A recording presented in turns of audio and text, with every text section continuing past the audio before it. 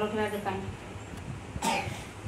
ચલો હમણાં આપણે જોયું ને કે અલગ અલગ ડબ્બામાં પાણી ભરીએ તો અલગ અલગ આકારનું થઈ જાય ને હા ઠીક છે અહીંયા ધ્યાન હો તો હવે આપણે શું કરીએ ખબર છે કે દરેક વસ્તુ અલગ અલગ વસ્તુ આપણે નાખીને જોઈએ બરાબર જો આમાં શું છે તો કે આમાં ખાંડ છે શું છે હવે ખાંડને આપણે પાણીમાં નાખીએ એ આમાં પાણી છે બરોબર આ ગોળ ડબ્બામાં પાણી છે મેં ખાંડ નાખી હવે હું હલાવું છું ખાંડ ઓગળે છે કે નહીં એ આપણે જોવાનું છે બરોબર હવે હું જેને કહું ને જોવા આવે બીજા નહીં બરોબર ચલો આ રોઈ અહીંયા જો તો આમાં બેસની છે જો તો આમાં ખાંડ ઓગળી કે નહીં ઓગળી જાય સરસ ચલો બેસો નીચે જો આરોહીએ જોયું કે મેં આમાં ખાંડ નાખી અને હલાયું તો ખાંડ ઓગળી ગઈ બરાબર હા સરસ ચલો હવે છે ને ચલો જેની અહીંયા ધ્યાન બેટા હવે હું મીઠું નાખું છું જો આમાં શું છે મીઠું દેખાય છે બધાને જો ખાંડ ઓગળી ગઈ હતી હવે મીઠું નાખીએ આપણે તો હવે મીઠું ઓગળે છે કે નહીં એ આપણે જોવાનું હું હલાવું છું હો જેને કહું એ જોવા આવે ચલો કાવ્ય અહીંયા આવો જો તો આમાં મીઠું દેખાય છે કે ઓગળી ગયું સરસ તો એનો મતલબ એવો કે ખાંડ અને પાણી ખાંડ અને મીઠું બંને પાણીમાં ઓગળી જાય છે બરાબર હવે ત્રીજી વસ્તુ નાખું જો આ શું છે ગોળ છે ને હવે એમાં આપણે ગોળની આ કાંકરી છે નાખીએ બરોબર હવે પાછું પાણીમાં હલાવું ચલો કાનું જોવા આવો તો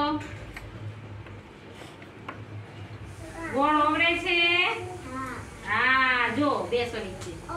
ગોળ પાણીમાં ઓગળે છે ને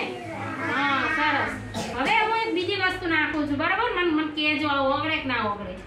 ચલો મેં હાથમાં લીધું એ શું છે પથ્થર નથી નાના નાના કાંકરા છે શું છે કાંકરા બરોબર હવે કાંકરા આમાં નાખું છું પછી જોવા બોલાવું હું ઘડીક હલાવું તો ઓગળે છે કે નહીં બરાબર ચલો સંધ્યા જો તો બેટા આમાં કાંકરા ઓગળે નહીં ઓગળતા ઓગળે ખરા ના ઓગળે બેસો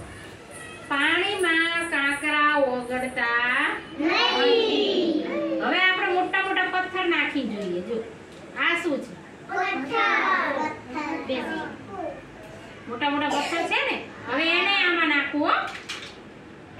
હવે આપણે જોઈએ ઓગળે છે કે નહીં હલાઈએ ઘડી બધાને દેખાશે આ બધાને બતાવું હો જો કાંકરા છે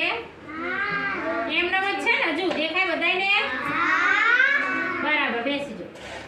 તો કાંકરા કે પથ્થર પાણીમાં ઓગળતા મીઠું પાણીમાં ઓગળે છે ખાંડ પાણીમાં ઓગળે ગોળ પાણીમાં ઓગળે તમારા મમ્મી ઘરે શરબત બનાવે છે ને તો શરબત બનાવે શરબતમાં શું નાખે તો કે ખાંડ મીઠું અને લીંબુ ત્રણેય વસ્તુ નાખે છે ને પછી પાણીમાં હલાવે એટલે ધીમે ધીમે બધું ઓગળી જાય પછી સરસ મજાનું આપણે શું પીએ છીએ તો ખબર પડી જાય કઈ વસ્તુ પાણીમાં ઓગળે ને કઈ ના ઓગળે પડી ને સરસ ચલો તાળી પાડજો